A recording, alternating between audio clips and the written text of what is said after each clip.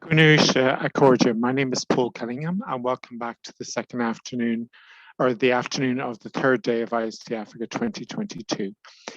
We're starting this afternoon session with presentations from the South African Affiliate Centre for the Fourth Industrial Revolution by Netsabe and Obakeng. And it's going to start with an introduction to the centre itself, and then followed by a presentation about achievements to date and the way forward.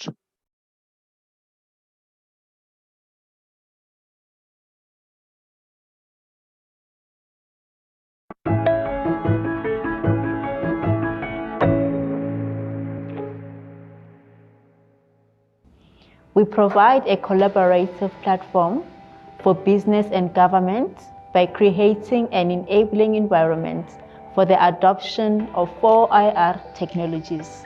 The Center for the Fourth Industrial Revolution of South Africa, or C4IR South Africa in short, was born out of the agreement between the South African government through the Department of Science and Innovation and the World Economic Forum to establish a South African C4IR network affiliate center. The center is part of the C4IR network that is made up of 16 centers across 5 continents. The objective of the C4IR South Africa is to create a multi-stakeholder collaborative hub that is meant to build a national competence in technology governance with the aim of maximizing the economic and social benefits of the technology, and to showcase and catalyze inclusive digital transformation. The C4IR South Africa is managed and operated by the CSIR. Its mandate is twofold. Is to ensure that South Africa has an influential voice in global decisions on regulations of C4IR, and to enhance South Africa's ability to harness C4IR technologies for its growth and development. Projects at the Fourth Industrial Revolution Center in South Africa involve the creation of policy protocols, frameworks to accelerate the implementation of various Fourth Industrial Revolution technologies. We do this by encouraging the experimenting with technology implementation partners. Our initial focus is on the Industrial Internet of Things, artificial intelligence, and blockchain. The center's mission is to help shape the development and inclusive application of emerging technologies for the benefit of all South Africans. The center's mission is to co-design, test, and refine governance protocols and policy frameworks to maximize the benefits and minimize the risk of advanced science and technology. And our values include human centricity, that is maximizing the impact of new technology to improve the quality of life for individuals, as well as influencing industries to preserve the world for future generations. The second part of our values is to enable innovation, and the third part is to foster equity and inclusion. Our approach to harnessing C4IR technologies for countries' growth and development requires stable technology governance. That stable technology governance includes the industry transformation to create new industry ecosystems driven by convergence and technologies, as well as ubiquitous intelligence. We drive change through our diverse portfolio of cross-sectoral initiatives led by our in-house teams, the fellows, partners that together develop knowledge and tools in pursuit of our mission. We aim to pilot and rely on our communities to adopt, substantiate, and disseminate our work. Our outputs are Human-Centric Artificial Intelligence Toolkit for Human Resources, Human-Centric Approach to Data Relations White Paper published in September 2021, COVID-19 and Technology Adoption by SMMEs White Paper published in December 2021. We drive change also through our fellowship programs that enable partners to develop expertise and shape agendas.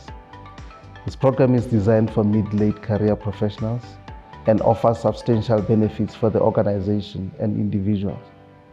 Some of those benefits include working with the C4IR network to curate, build, and share the world-leading insights and learning on 4IR technologies, gaining practical experience at the intersection of technology and policy, with deep insights into the mindset of industry leaders, regulators, and academia. Finally, we drive change through participation in C4IR network events that convene global technology experts to share insights and drive impact. The Center aims to create policy protocols and frameworks that will drive their adoption while partnering and experiencing with the ecosystem. All of these are underpinned by the data policy at all three spheres of government, being national, provincial, and local. By partnering with us, the following opportunities await you. Government partners would host, support, and advance the development and deployment of pilot protocols and launch their projects with the center.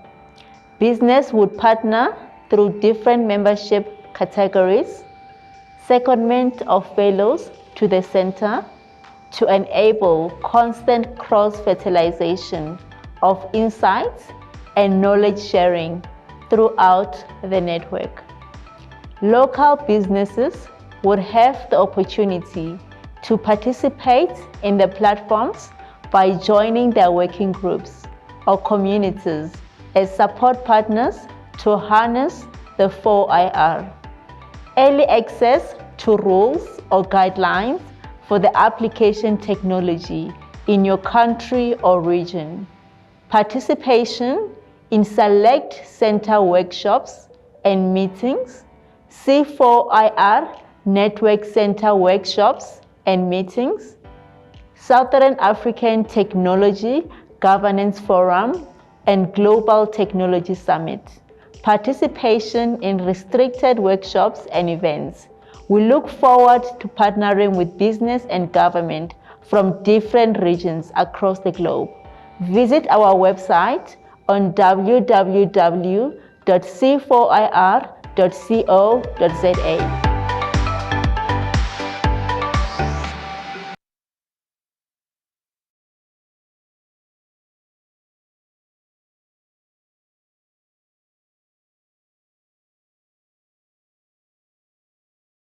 Good day, ladies and gentlemen. My name is Obakeng Tlhatswayo. I'm from the C4IR South Africa. My topic for today will focus on C4IR South Africa's achievements to date and the way forward. Just to give an overview of the project, C4IR South Africa has joined the C4IR Network SMME Future Project, which focuses on accelerating the adoption of industrial Internet of Things by small and medium enterprises in several key industry sectors, such as manufacturing, mining, and agriculture. The first pilot of the center is focusing on the use of industrial Internet of Things by SMMEs in the automotive industry. So what is the value proposition to SMMEs? One is to provide a full business diagnosis beyond the scope of technology. By this, we mean that the full diagnostic of each SMME to be assessed to assess the root issues that will form as a baseline assessment into the digital maturity assessment. This provides a holistic view of the SMME and not just the technology issues. In doing so, we suggest solutions that will address the root causes instead of the symptoms. Two is to enhance SMMEs through the adoption of IoT technologies. SMMEs will understand that the most appropriate IoT technologies are for the business and how this can be applied at a suitable rate and scale. The aim of which could be to enhance productivity and increase efficiencies through the simplifying or streamlining of processes. Number three is looking into the pooling of IoT expertise that SMMEs can draw on. A pool of expertise will be created through the center's partnership with industry organizations, government, university, and research institutions, including funders. The purpose of which is to provide SMMEs with the support and mentoring throughout the process. Number 4 is looking into the connecting the SMMEs and IoT vendors. The center will help facilitate the development of SMME and vendor relationship and equip SMMEs with the necessary skills and support with the managing of vendor relations. The purpose of which is to empower the SMME for future vendor relations beyond the program. Last but not least is to equip SMMEs to better participate in their industry value chain. The purpose of utilizing IoT technologies is to enhance SMMEs so they're able to better serve their clients and perform in their value chain. For the sake of the presentation, I'm going to focus on 2 key activities that the center has been involved in. One is the adapting and piloting of an SMME policy protocol developed by the WEF and published in January 2020, called Accelerating the Impact of Industrial IoT in Small and Medium-Sized Enterprises, a Protocol for Action, with a primary focus on the digital maturity assessment results for the SMMEs in the pilot project. Secondly, we're going to look into the collaboration that the center has had with C4IR centers in Brazil, Turkey, Colombia, and Kazakhstan to conduct a survey of impact on COVID-19 on their technology adoption. This resulted in a publication called COVID-19 and Technology Adoption in Small and Medium-Sized Enterprises, the Impact and the Way Forward. In relation to COVID-19 and technology adoption in small and medium-sized enterprises, the study was intended to complement and enhance the policy protocol and provide a novel contribution to the body of work, seeking to understand the challenges surrounding and facilitating adoption of digital technology in SMMEs, and also to understand the issues that SMMEs must face if they are to embrace digital technology, and will therefore require a collaborative effort from stakeholders in both the public and private sectors to identify the solutions.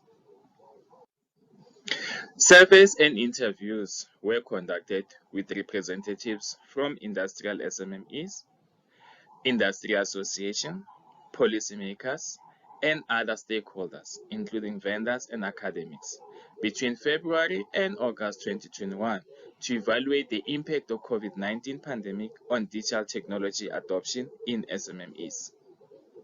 A total of 141 SMMEs and 34 large enterprises in Azerbaijan, Brazil, Colombia, Kazakhstan, Turkey, and South Africa were involved.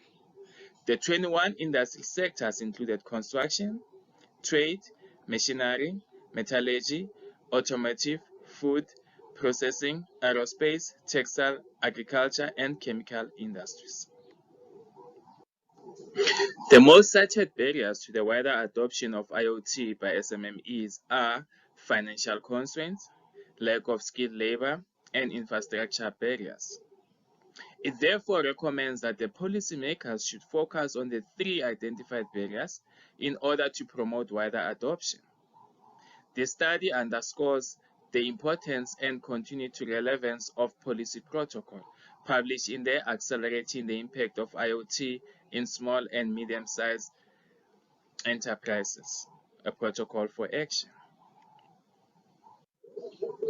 While the pilot project aims to pilot the policy protocol published in the Accelerating the Impact of IoT in Small and Medium-Sized Enterprises, called the Protocol for Action, the policy protocol identified 4 main policy intervention areas. 1, it's raising of awareness. 2, expert support and upskilling. 3, financial support and collaborative environment. With the IoT for SMME pilot project, we developed a roadmap to guide us through the implementation phases. This started with SMME baseline assessment. That meant we worked with the SMME to profile their organization for the pilot and understand some of the key characteristics and factors that influence their success and challenges. Followed by SMME meet and greet, which included orientation of SMME to the pilot project, understanding SMME challenges, Then that was followed by the digital maturity assessment upscaling. So the industry partners were oriented on how to conduct the digital maturity assessment, including key probing questions. This was then followed up by the one-on-one digital maturity assessment. So our teams worked with SMMEs to assess their digital maturity and obtain relevant evidence. This was then followed by the curation of use cases. So based on the findings of the digital maturity assessment, were curated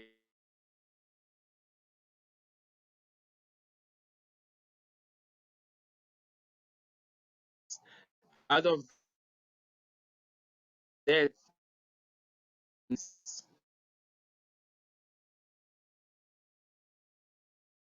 was the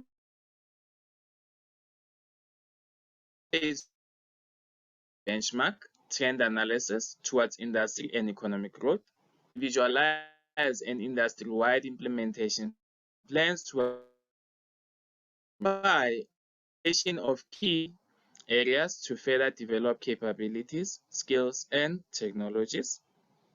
Phased approach for each manufacturer to implement processes, technologies, skills, etc. towards the 4IR maturity. Our digital maturity assessment focuses on 7 key areas. 1 is strategy and organization. So here we just want to look into say how digitally inclusive is our strategy. 2 is value chain and business models. So we're looking at how is digital transformation impacting the organization business model. 3 is manufacturing and operation. So it's how smart is the manufacturing factory. 4 is technology and digitalization. So it's innovative technology used to improve internal processes and value offering. 5, we're looking into the people, resources, and culture. So how digital transformation ready is the human resources. 6, we're looking into the product and services. So products and services delivered to the customer is driven by data-driven insights. Then lastly, supply chain and logistics. So product distribution and management. This is a sample digital maturity assessment report. It gives an overview of where the SMME is currently standing when it comes to digital maturity and where they would like to see themselves. Also a comparison with where the industry is so that we can then tell how do we bridge the gap between the desired state and the current state. Our digital maturity assessment revealed that the level of technological maturity for many of our SMMEs is still quite low, with limited integration of digital technologies in their operations.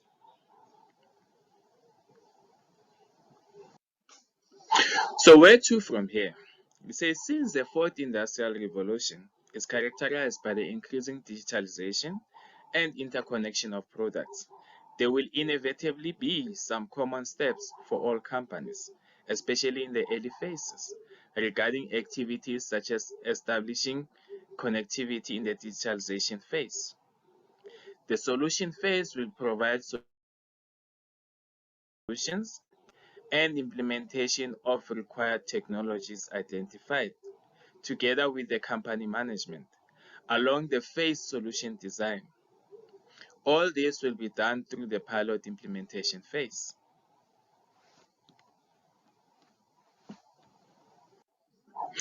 This is the end of my presentation today, and thank you all for being a good audience.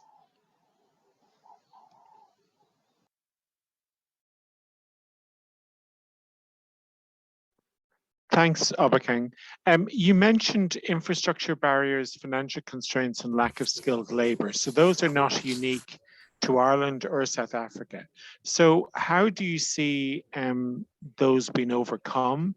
And what kind of lead times do other countries need to consider when they're looking at this space of the fourth industrial revolution? Thank you. Thank you very much for the question. Firstly, yes, I must agree with you these are not necessarily unique to South Africa. These are just the global problems or challenges that we see. How then do we envisage maybe addressing them?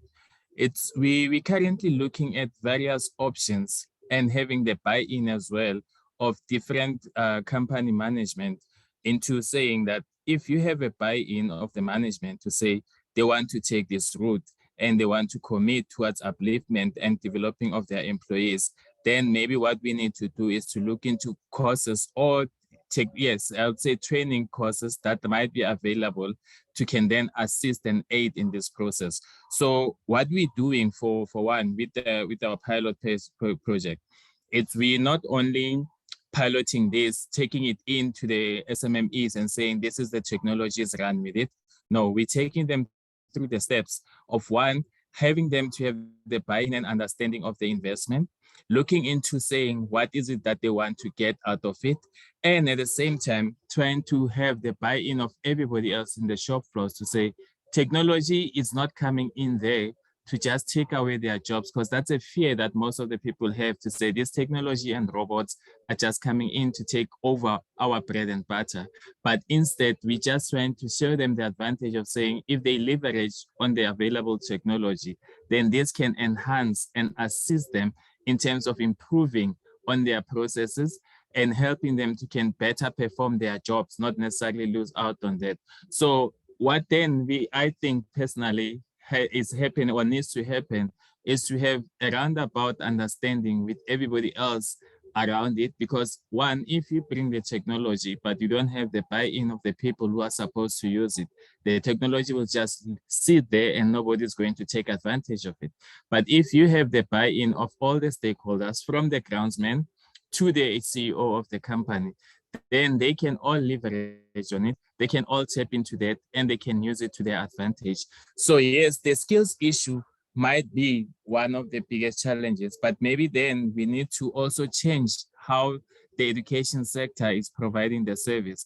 We cannot be talking about the fourth industrial revolution, but when you go to institutions that are offering this kind of education and training, they're still giving the historic training that is based on the second industrial revolution. So that has to come into play so that we know that the products that come out of these institutions become the product that can add value and can easily be absorbed into this C4IR industry.